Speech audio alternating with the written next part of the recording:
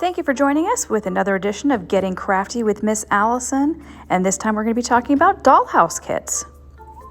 This was my first kit called Sam's Study. However, I didn't quite like everything about it. It's very cluttered to me, so I decided to totally change this up.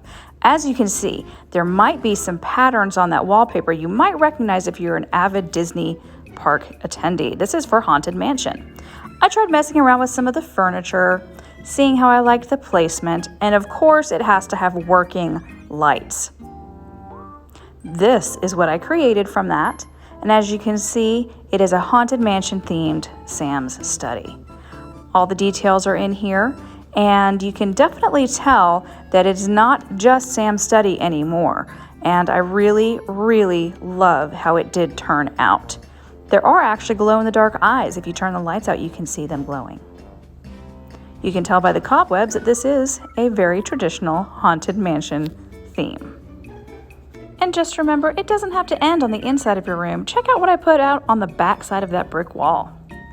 This is the next kit that I bought. It's called Party Time. However, I did not purchase it with the intent to make it decorated this way. I went again with a Haunted Mansion theme. This is the dining room scene, and this is a very simple rendition, which I am not done yet with. Let me reiterate that part. I'm not done with this one yet. This is just where I've ended off at so far, and so far I'm really happy with how it's turned out.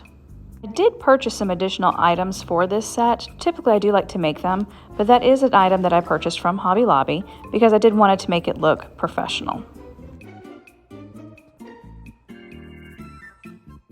This is the set that I had purchased from Hobby Lobby, and I have it here with all of the other items that I keep out and accessible for when I'm working on my miniature displays here. So this is the kit that I'm on right now, and I have bins full of different paintbrushes, glues and adhesives, as well as other pieces that I've purchased from Dollar Tree, Dollar General, anything that I have access to. I keep it all together, and then when I need to work on it, I just move everything over right onto the table that's right behind me, and that's where I have my little crafting area. So this is what I have still left in the box from that kit. Here's a picture of what it's supposed to be. This is the DIY house Party Time. It's by Roll Life. And you can tell that I have a lot of papers that I did not use for this because that's not the theme I wanted to use. So I always hold on to them though, and it's actually a good idea to make copies of them, which I thought was a fantastic idea that I had seen on a Facebook page. But this way, in case you make a mistake, you do have a backup for it. It comes with patterns, it comes with different pieces as far as the wood that you're actually going to be building the different pieces of furniture and wall and such with. You have to be really careful when you're working with them, but it's always a great idea to sand them after you've cut them out and keep them separate, and even if you can keep them into separate little baggies, that way when you're working through them, you know you've got the correct piece. You can see I keep all the other items in the box until I'm ready and done with that kit.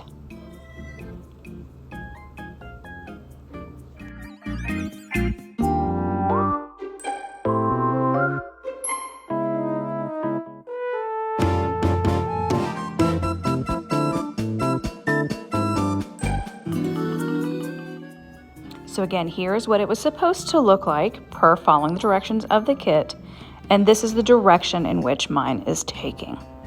I hope you enjoy it. I certainly love the Haunted Mansion and could not build enough pieces for it. This is how it comes as far as your instructions. Some of them are not in English, but usually they have some pretty good pictures. Just simply work on the piece that you're supposed to be working on, follow it step by step, and if you are interested, you can join other Facebook groups that are dealing with miniatures and miniature dollhouses because they can help you with any type of question that you may have.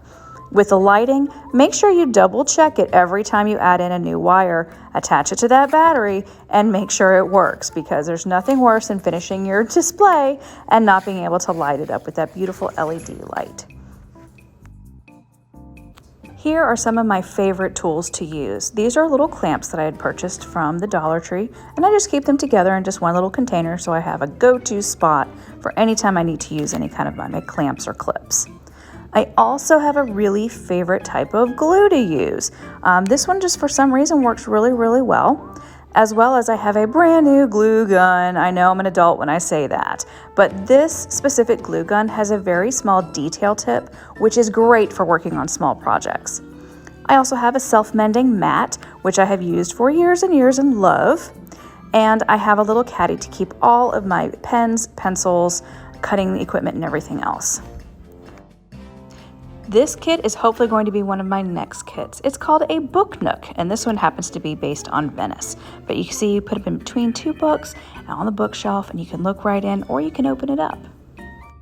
I hope you've enjoyed my video, and if you have any questions, as always, please feel free to give us a call or stop by and ask. The dollhouse kits that I like are not for a typical doll house. Their scale is just a little bit smaller, so a dollhouse piece normally, like if it's a person, would be about that tall, and the people for this one would be about this big. So keep that in mind if you are making one, to make sure it's not a 1/12 or 1/16 or even 1/24. But other than that, if you have any questions, as always, feel free to ask. Thanks, guys. See you next time.